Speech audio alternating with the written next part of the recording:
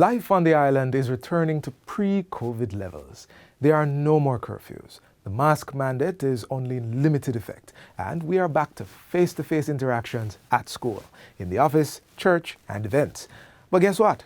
COVID-19 is still very much among us, so we must continue to take personal responsibility. Hand washing, sanitizing, and getting vaccinated are still on the table. Let's play our part to keep a fifth wave of COVID-19 infections at bay. After all, we are one Jamaican family. Our Jamaica Magazine program continues with a word of advice, followed by the news. Without a doubt, tourism is Jamaica's #1 industry, and our dedicated workers are its greatest asset. Jamaica would not be the heartbeat of the world without you. As the industry rebounds from the impact of COVID-19 pandemic, we truly need all hands on deck, yours included. Vaccination holds the hope for tourism's full recovery. In addition to COVID-19 protocols, it is the only comprehensive way to fight the pandemic and save lives.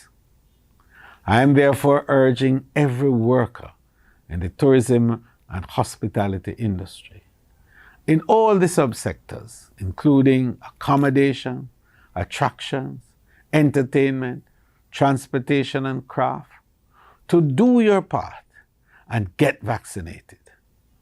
Do it for yourself, your family, your workplace, and your community. Do it for Jamaica, land we love. Stay safe. Get vaccinated.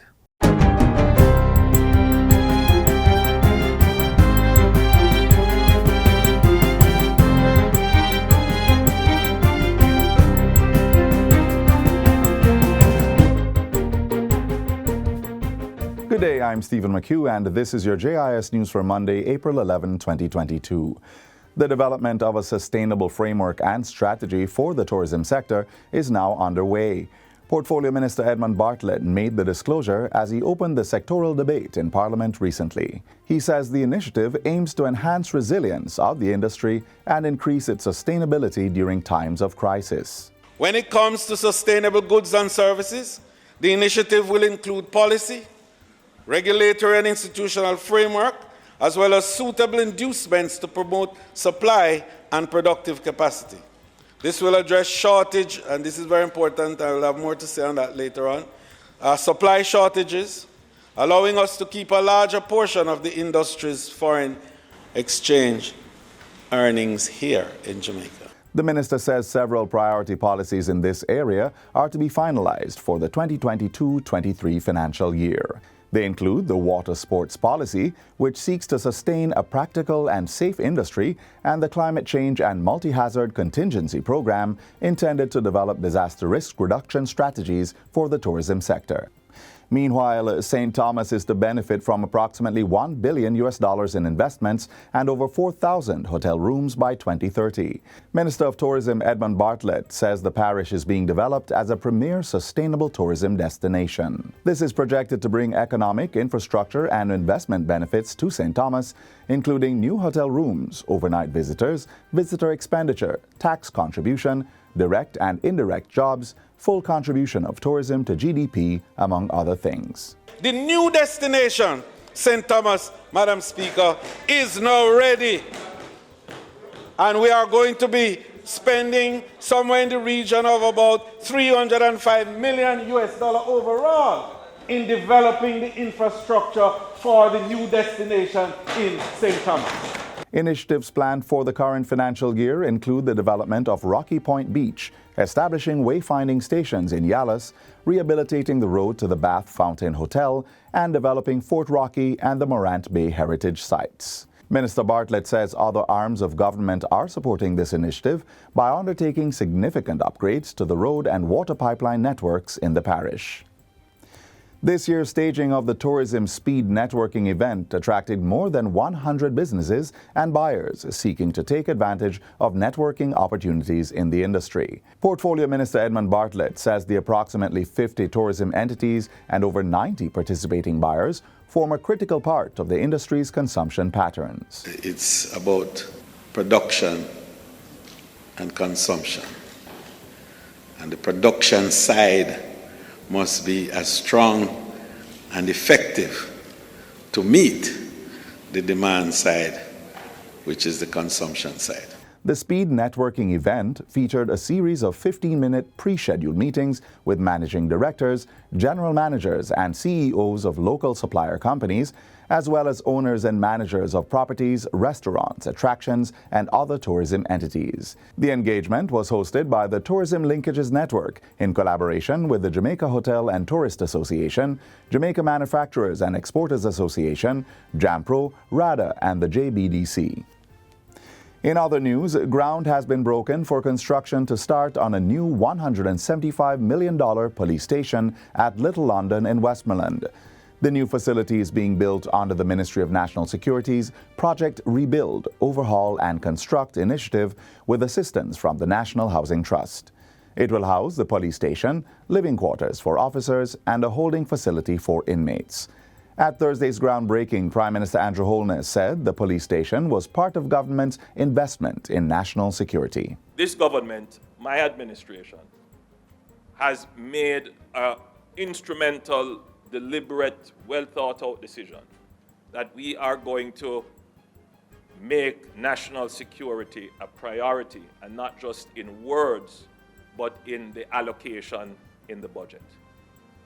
No other administration in any other period of the history of Jamaica has spent more than this administration has on national security. We recognize that we will not be able to deal with the activities of extreme violence and the terrorizing of communities by criminal elements with an under-equipped police force. And as such, the government has set about in organizing an overhaul framework that firstly ensures that the policing infrastructure is in good order, to include the buildings, communication, transport, and secondly, to provide a legal framework to tackle crime, which included bringing new legislations to the table. Minister of Culture, Gender, Entertainment and Sport, Olivia Grange, is urging organizations to get ready for the implementation of the sexual harassment law, which is to come on stream in short order. Under the law, workplaces and institutions are required to issue sexual harassment policies and bring those to the attention of workers. The policy should advise staff, clients, students, residents, wards, and others on how complaints of sexual harassment should be reported and addressed. Minister Grange says she's awaiting the completion of the administrative arrangements for establishment of the Sexual Harassment Tribunal and the Sexual Harassment Unit before announcing the date on which the Sexual Harassment Protection and Prevention Act 2021 shall come into operation. Workplaces and institutions will have 12 months from the implementation date of the law to put their policies in place. The minister says she has mandated the Bureau of Gender Affairs to step up sensitization on the legislation and assist organizations develop their policies. And finally, Jamaica will be welcoming the President of the Republic of Rwanda, His Excellency Paul Kagame, who will be paying a state visit to Jamaica this week. President Kagame will visit Jamaica from April 13 to 15. The Office of the Prime Minister says the visit is of special significance as it takes place during Jamaica's Diamond Jubilee. The invitation to President Kagame was extended by Prime Minister Andrew Holness 2 years ago, but the visit was delayed by the onset of the COVID-19 pandemic in 2020. Jamaica and Rwanda established diplomatic relations in November 1998. A statement from the Office of the Prime Minister says the visit represents an important opportunity for the deepening of the bilateral relationship between Jamaica and the Republic of Rwanda and reinforces the steadily burgeoning relationship between the African continent and CARICOM region. And that's it for JIS News Today. I'm Stephen McHugh. Thanks for watching.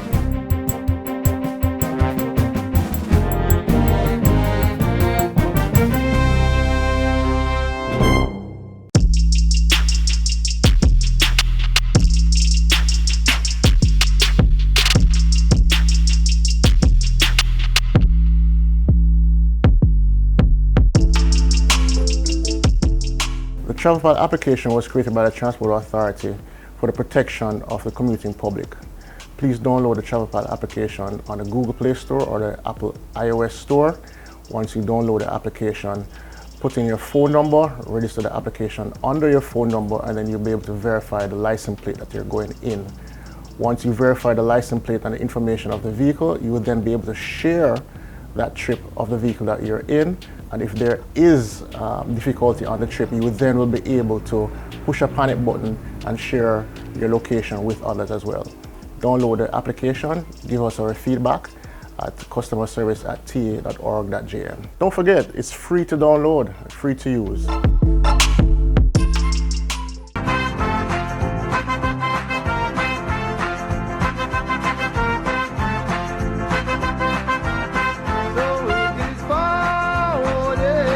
As we move into the next phase of our journey as an independent nation, we are determined to sow the seeds of a bountiful harvest of peace, opportunity, and prosperity for every citizen. Prime Minister Andrew Holness shared those plans in his recent contribution to the budget debate in Parliament.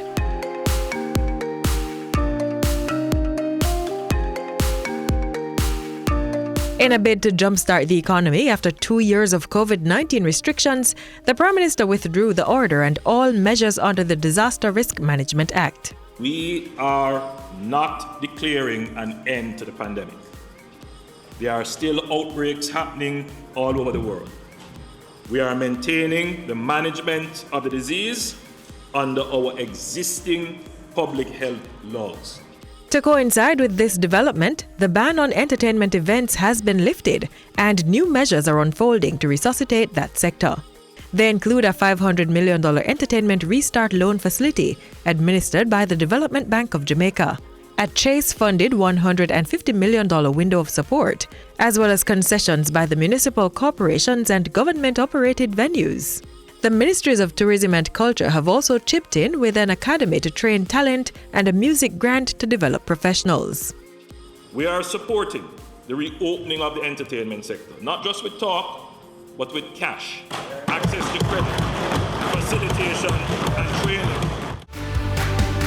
This government is pursuing a comprehensive, sustainable strategy to improve our security and sowing seeds of peace, opportunity, and prosperity. Recruitment and training of police personnel has been increased. A new Firearms Act with harsher penalties for illegal guns has been tabled. A $25 million Get Every Illegal Gun campaign was launched. And greater collaboration to stem the flow of guns into the island has been pursued by local and international agencies. The Corrections Act has been amended to tighten the screws on persons operating criminal enterprises from behind bars. Designs for a new high-security prison is being finalized. Over at the Jamaica Defence Force, patrol and surveillance has been stepped up across the island. And remote areas are being secured through the building of bases, the latest of which is being constructed in Worka Hills, St. Andrew. Jamaica's push to have 50% renewable mix in its energy supply is being advanced by a pumped storage, hydroelectric and water systems project for the Kingston metropolitan area. The introduction of electric vehicles is being fast-tracked through an Inter-American Development Bank-supported framework. Amendments to the Town and Country Planning Act are being executed to ensure orderly development of the island. And a tax incentive program is being pooled with the Housing and Local Improvement Acts to improve urban communities.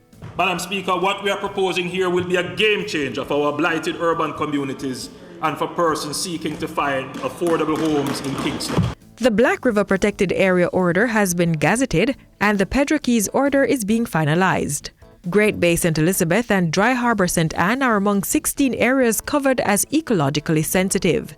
Ground truthing and monumentation in the cockpit country has been completed, and the special mining lease 173 within the boundary of the cockpit has been rescinded, closing it to prospecting and mining. There will be no mining in the cockpit country protected area. Dr. Adrian Stokes has been tasked to lead the Education Transformation Oversight Committee, which will analyze the recommendations from a report by the Education Transformation Commission. A comprehensive review of the Hart NSTA Trust is being spearheaded by Professor Orlando Patterson, and Hart's governance framework is being overhauled under the leadership of Chairman Professor Alvin Wint. Infrastructure development has long been the government's foundation for its push towards First Nation status. A key component of that thrust is the build-out of the island's road network. Work will continue on the Montego Bay Perimeter Road and the Southern Coastal Highway Improvement projects, while plans for bypass roads in 3 parishes are being finalized. In the Kingston metropolitan region, improvement works will begin this year on 3 of the 6 high-traffic corridors, and 6 parishes will benefit from flood mitigating works. Special focus will be placed on Portmore as Jamaica's 15th parish. We are confident that the new parish status will unleash a sense of pride in the community, which will see the fulfillment of this vision. The Morant Bay Urban Centre will get some attention this year. So too will Port Royal, East Harbour, and the Greater Bernard Lodge development area.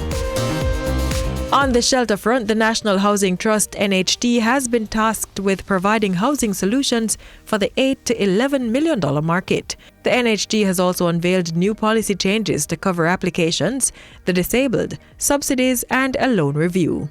New policy changes at the trust include allowing 3 contributors to apply together to access a loan.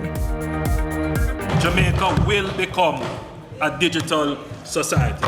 The build-out of the island's digital infrastructure continues apace. Regulations are to be tabled in May for the National Identification and Registration Act. National ID cards are to be issued soon, while a digital signature to verify identity during electronic transactions is now in place. Building consensus on national issues is a critical part of achieving the goals of peace, opportunity, and prosperity. As such, a new agreement with the National Partnership Council will be signed this year. The Vale Royal talks with the opposition has resumed, and an advisory committee has been established to shift Jamaica's status from a constitutional monarchy to that of a republic. Jamaica needs all hands on deck, and this government is committed to working in partnership with all stakeholders to herald a new era of peace, opportunity, and prosperity.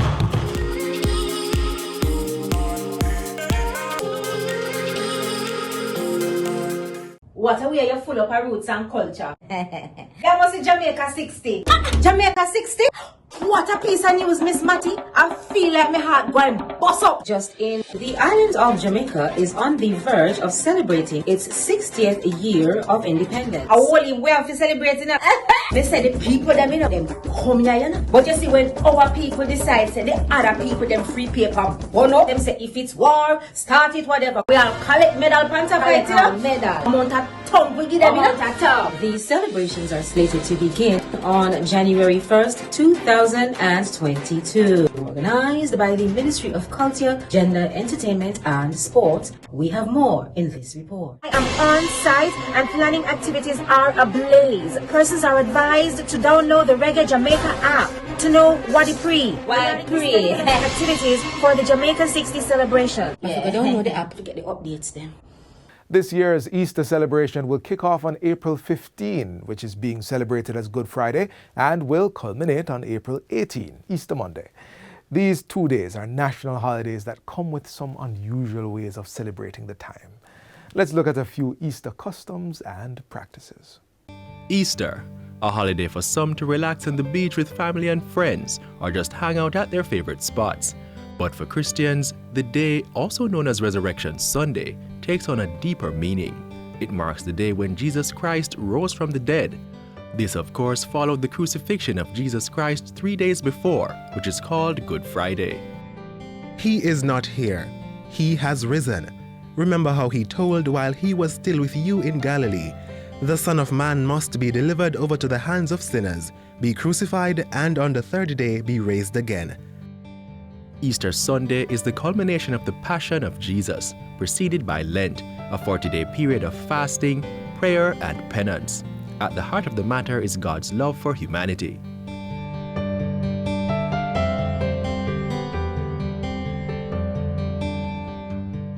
Over the years, a mixture of traditions and practices have been perpetuated, like placing egg white in a container of water on Holy Thursday night so that by Good Friday you will see your future. This is determined by the pattern which is formed by the coagulating egg white. Then there is the eating of bun and cheese. This custom dates back to Britain with the eating of hot cross buns on Good Friday. It's a small, round, slightly sweet bun made with a cross cut on the top, which is understood as a symbol of the crucifixion, thus the name hot cross bun, which was only sold during specific times such as Good Friday. The British brought this custom when they settled in Jamaica. Though the practice has diminished in Britain, it is still prevalent here in Jamaica. Of course, we've added our spices to the bun mixture and a faithful partner, cheese. Bun and cheese is mainly eaten during the Easter holiday. There is also the practice of some Jamaicans to cut the physic nut or bleeding tree around midday on Good Friday. It is believed that the sap will seep a red substance that signifies the blood of Jesus. It's also believed that the crucifixion was carried out on a similar type of tree. Numerous churches are decorated with the Easter lily during the holiday. It's a plant which seems to appropriately bloom on Easter Sunday. The Easter lily symbolizes purity, innocence, and virtue due to its snow-white color and white trumpet. Another custom is the exclusion of meat for the Lenten period. That's 40 days after Ash Wednesday, with fish being the main staple on many tables.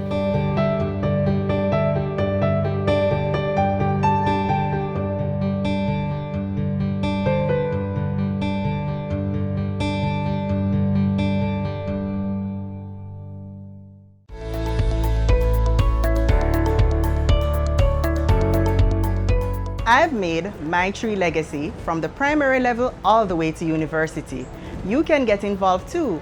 Plant a tree today and keep climate change away. Register your alma mater for the Forestry Department's My Tree Legacy promotion and be a part of the preservation of Jamaica land we love. Let us highlight your contribution. Submit videos or pictures of you leaving your mark. Every tree counts. Plant a tree today and keep climate change away.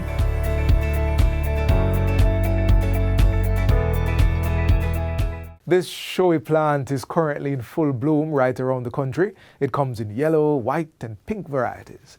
It's also one of the plants being issued by the Forestry Department under the National Tree Planting Initiative. Watch this next feature to find out which plant it is and why you may want your own. They may bloom white, pink, and most definitely yellow flowers. They can be seen from near and far. Bees love them, birds adore them, and humans can't get enough of them.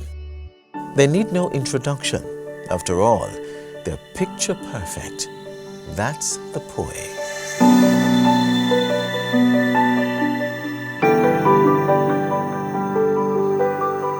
Jamaica is known as the land of wood and water. Its beauty is world-renowned. Adding to that notoriety is the poi plant. Poi, or tabebuya as it is called, is a tropical plant that's native to the Caribbean, South and Central America. It's also known as tree of old or trumpet tree for its showy inflorescence. Poi come in 3 brilliant shades: white, pink, and yellow. The white poi is a rare find. The pink variant is the national flower of El Salvador and Paraguay, while the yellow poi is a Jamaican favorite. This broad-leaved perennial plant is a popular forest tree on the island. Trees can grow up to 150 feet tall, with a trunk averaging a foot in width. The yellow poi is the shortest of the family, followed by the pink strain, with the white poi reaching the highest heights. The poi can be pruned to a desired height, so don't be surprised if you see some short trees around. In the rainy season, the tree is usually evergreen and unassuming. By the dry season, its deciduous nature appears. But that's when the magic happens. The leaves give away the bright bursts of yellow, pink and white clusters of flowers that blanket the tree and later carpet the ground. The large tubular-shaped corolla forms a collection of blossoms which group together to strike a fashionable pose. As blossoms scatter below, new fruit and foliage develop. The fruits of the poi tree are long, slender capsules which split at maturity, exposing their winged seeds, perfect for dispersal.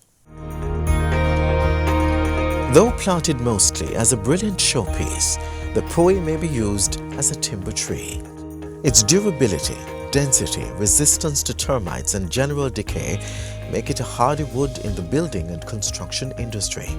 Certain species of poi are also grown as honey plants by beekeepers. The tree also serves another purpose, a study reminder for students at the University of the West Indies Mona campus. Legend has it that if students have not begun to study for final exams by the time the poi blooms, then they are sure to fail.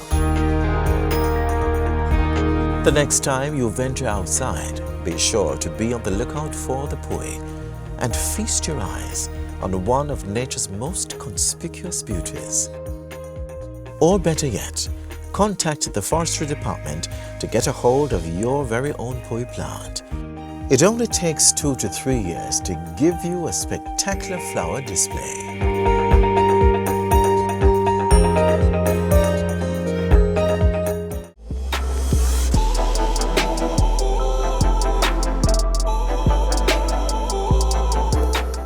Our time on this channel has expired, but only for today. We return tomorrow with more information you can use to enjoy all Jamaica has to offer. Missed aspects of today's program? Well, you can watch it and past episodes in full on our YouTube channel and our website. We also maintain a strong social media presence and have a mobile app, so you're always in the loop. On behalf of the entire production team here at the JIS, I'm Theodore Henry. Thanks for watching, and see you soon.